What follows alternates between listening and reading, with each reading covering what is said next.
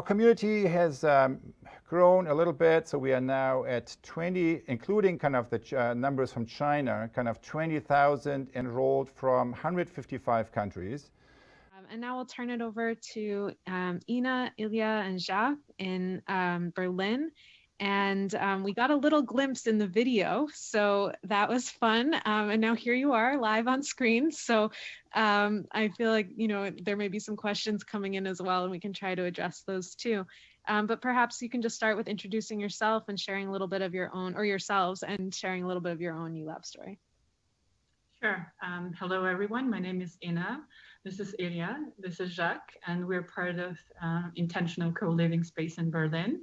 We all come from different aspects of life. We didn't know actually each other when we started living together. We work separately in different organizations, yet we also have a co-working space where we work together, and a space for us to cross collaborate on different aspects and create new experiments and work on new projects. And U.lab was part of this kind of experiment. So we wanted to create stronger bonds within our own community and also expand to other communities around Berlin specifically. We started our hub in a physical space. So it was focused on Berlin and creating ecosystem of change makers in Berlin.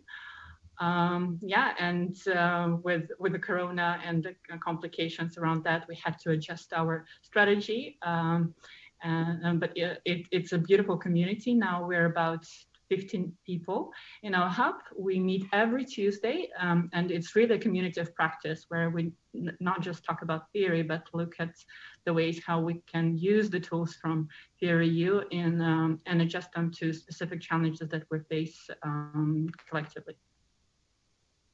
This is fantastic to hear about this journey as well. And I'm curious, you mentioned something shifted in this time frame, and I'm curious, as we go into U.lab 2X, we have a number of people who are also kind of trying to figure out, how will I work with a team in this kind of isolated time? And for you all, what has shifted and what have you found that's really good? Somebody's going through his papers. Yeah, one shift that I think of was kind of a shift in space. I guess, because first we were in the physical space. We have a nice big common space where everybody could gather. We would have people would always have a snack minister, for example, who would bring snacks, and everybody would be very happy about that. And slowly but surely, as the restrictions got stricter, this space kind of had to become smaller and smaller.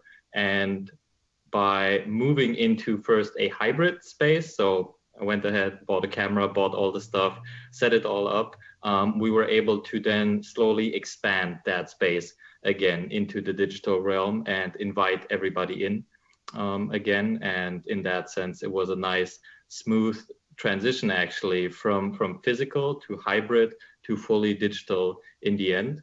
And it worked remarkably well. So if you go with the situation and you design for that situation, you can still create a very deep experience. So at least that's how it was for us here. Yeah, and another shift probably was in the depth of the conversation that we're having as the community, and really like co-initiating phase when we didn't know each other well, and allowing the space for us to get to know each other and really go deeper into the way we interact with each other. And going through the U.lab and the process and using all the tools really enabled us to do that and create quite a strong community, which we have right now. You know, I'm curious about something, and this might take it to a little bit of a different level, but you mentioned this kind of constricting experience. And I think a lot of us have experienced this kind of isolating moment. Some of us, you know, aren't able to be next to each other. And I'm curious, how do you hold that constriction feeling, you know, that constricting feeling, but also hold on to a place of possibility? and kind of stay in a place of abundance, you know, and kind of moving towards what you see as possible and potential. How have you been holding that in yourselves and in your hub? I think this somehow went hand in hand in the moment that the corona pandemic forced us to isolate. Also, the connections expanded and deepened. So I think through the shared practice, they opened the space of possibility.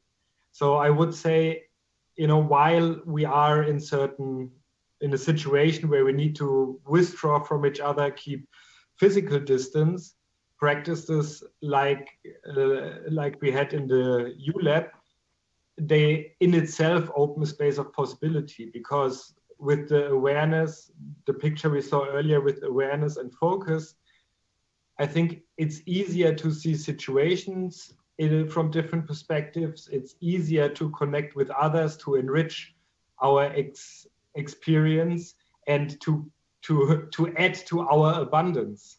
No, we have people listening to us, recognizing us, giving us attention, and say, we see you. No? And we see the possibility, and now something is shifting here in the conversation. Oh, what is it? Let's make space for it. So in this sense, the awareness practices built within the you, so to say, they open it up and they give a counterweight to the constriction. Thank you for sharing that. I feel like we could go a lot further with that, and I recognize our time constraint as well, because I'd really love to hear about, you know, what practices you've used to do that. But I also, you know, maybe you can pepper that into this as well, which is really around your prototypes. And you all have done some really fascinating work. And I'm curious, you know, what are the highlights of some of the prototypes that you've experienced or been working on, or some of the kind of concrete projects that you've seen coming out of it? I think the main things are, the main questions we were sitting with are three. So how do we support people in dying industries to transition with dignity? So for us to let go of the past and try to open to live better and differently, we need to do it with dignity. And how can we do that?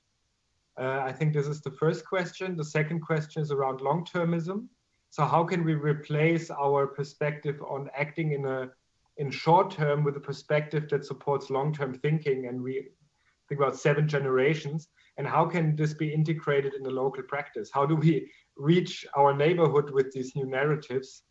And the third question is basically, what role can an international, global community play on a local level? So how do we arrive as an international community with so much diversity within a set frame that it's massively shifting in Berlin? It's a very dynamic city, as you all know. And at the same time, it has a local history, and to really root and connect to that local history. And I think these are the 3 questions that we were prototyping around, and that we will develop further depending and feel into what's possible in sitting with these questions. Do either of you the 2 of you want to add to that thought as well?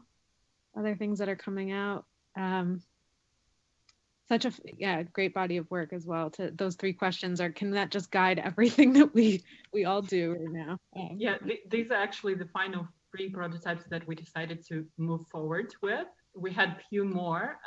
We had a lot of exploration in terms of like systems thinking and systems innovation in educational system, and also using art in unusual spaces, highlighting subjects like climate change and different other challenges that we're faced right now.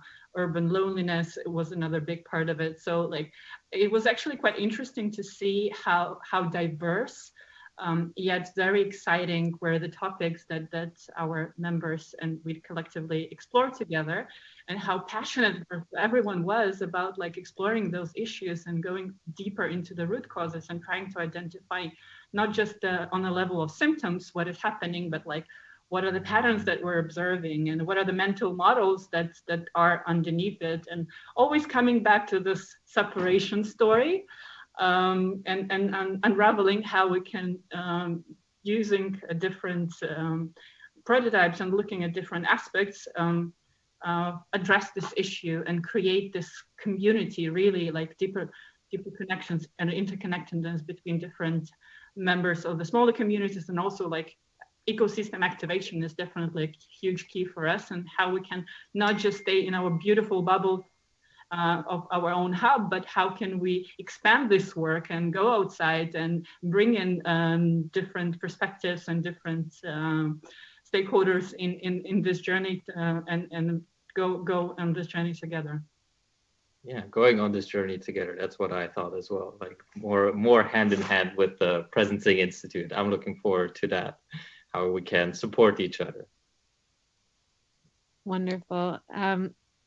I would love to ask more, and I really, I love what you just brought in about ecosystem activation. So, I'm actually just curious, and maybe this is our last question before we go to Jace, is what do you see as your next steps in ecosystem activation? And really around those stakeholders, what do you see as moving forward? I think it's fine. We just go over a little bit. Yeah. How do we get it? I mean, I think one of the images that stays with me most strongly from our work was a conversation around ecosystem activation.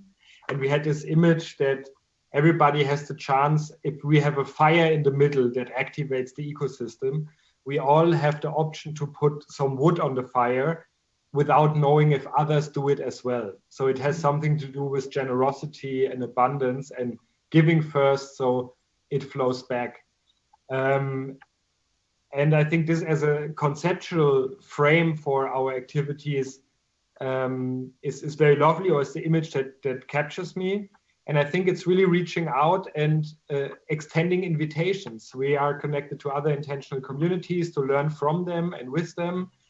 We're connected to this community and to other communities to see what does it mean, what is a practice of ecosystem activation as it transcends the idea we have about how change comes. Now, we all have these linear models of cause and effect, but to build relationships that might foster this. And I think relationship building also in economic sense, to tap into regional streams, for example, of how do we get our food? How do we order food? Can we do bulk ordering food? Can we involve people in our neighborhood to support these regional activities? Or what is it our neighborhood needs? So we connected to neighborhood associations that also enlightened us when we had our learning journey with them, just to learn about the biggest problems. So even if it's a more or less wealthy part of Berlin that's developing well, drugs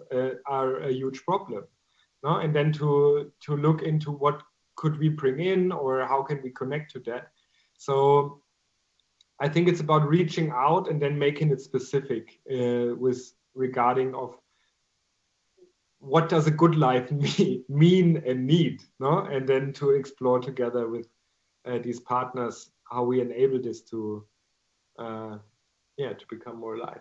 Yeah, another aspect that I wanted to add is building trust, and building trust within ourselves and supporting each other, because the journey is not always nice and smooth, and it's not always bright and everything is fine and beautiful. We have huge downs, we have also sometimes conflicts, but really holding the space for each other and trusting each other and learning how to grow with each other, and expanding this feeling of trusting that we got each other. And we can trust that no matter what happens, we can support and help each other grow and help each other transcend the challenges that we face on a personal level, but also on a communal level, and expand this knowingness and this trust building to the communities the bigger communities that we're part of.